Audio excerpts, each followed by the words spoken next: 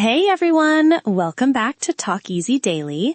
And before we pretend to be calm, wise adults today, I need to ask something slightly dangerous. Whenever you say that, I feel like my bank account is about to be judged. It's not just your bank account. It's mine too. Okay, everyone listening, imagine this. It's payday. Your salary just arrived. You open your banking app. You see the number. That beautiful number. For about 7 seconds, you feel powerful. Like a responsible citizen of the world. Exactly. Now be honest, what happens in the next 5 minutes? Oh, we're starting strong. Option 1, you immediately transfer money into savings like a disciplined financial monk. Option 2, you open a shopping app just to look. Option 3, you suddenly search for flights to another country like you've always been secretly wealthy. Option 4, you tell yourself you're being responsible and then order expensive food to celebrate your hard work. Why does option 4 feel personal? Because it is. Okay, pause. I want everyone listening to actually answer this. Go to the comments and write just one word. Saver, spender, or balanced. And don't overthink it. Your first instinct is usually the honest one. Today's question sounds simple, but it's not.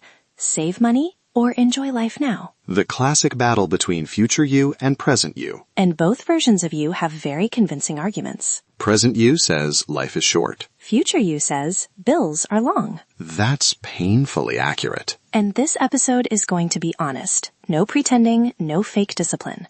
We're going to talk about guilt, impulse decisions, emotional spending, and the fear of missing out. And we're going to give you the English to talk about it naturally, because this is real-life conversation English. This is a B2 level episode, so we'll go deeper today. But if you're a strong B1 learner, stay with us. Even if you don't catch every word, your brain is still learning. And later, we'll slow down for a powerful word tour so you can actually use these expressions in your own conversations. But first, let's admit something uncomfortable. Oh no. Money decisions are rarely logical. They feel logical, but they usually start emotional. Exactly. And that's where impulse purchases enter the chat. An impulse purchase is when you buy something suddenly without planning, just because the emotion in that moment feels strong. Like, I deserve this. Or, it's on sale. Or my favorite, this will change my life. A new lamp is not changing your life. You don't know that. I do. Okay, let's go deeper. Why is payday so emotionally powerful? Because it feels like reward. Yes, you worked hard, you survived stress, you tolerated meetings. You earned it. And your brain wants a celebration. But here's the twist. Sometimes we're not buying things. We're buying relief. That sentence deserves a pause. If that hit you, type relief in the comments. Because think about it. You had a stressful week, you feel exhausted, you buy something small. For 10 minutes, you feel better. That's emotional regulation through spending. And there's no shame in admitting it. The problem isn't one small treat. The problem is when that becomes the only strategy. Exactly. Let's talk about delayed gratification. Ah, yes, the mature adult skill. Delayed gratification means choosing a bigger reward later instead of a smaller reward now. Like saving for a trip instead of ordering food every night. Or investing in a course instead of upgrading your phone again. And here's the truth. Delayed gratification is hard when you're tired. That's the part people don't say. We don't make financial mistakes because we're stupid. We make them because we're exhausted. And exhausted brains choose easy pleasure. So if you've ever spent money and thought, why did I do that? You're not alone. But let's defend saving for a moment. Yes, because saving is not fear, it can be wisdom. A financial cushion can change your mental health. A financial cushion is money you keep aside for unexpected situations,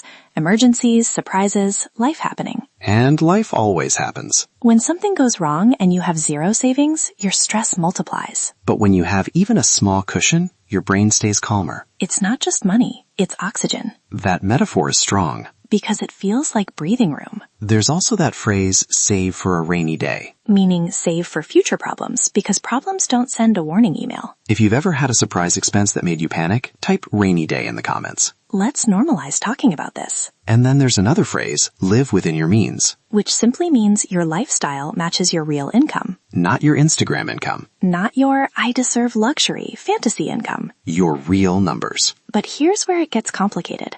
Some people save so much that they forget to live. Yes, the extreme saver. Always waiting for someday. Someday trip, someday happiness, someday enjoyment. But someday keeps moving. And then years pass. So we need balance. Not restriction, not chaos. Balance. Let's talk about discretionary spending. Discretionary spending is money spent on non-essential things.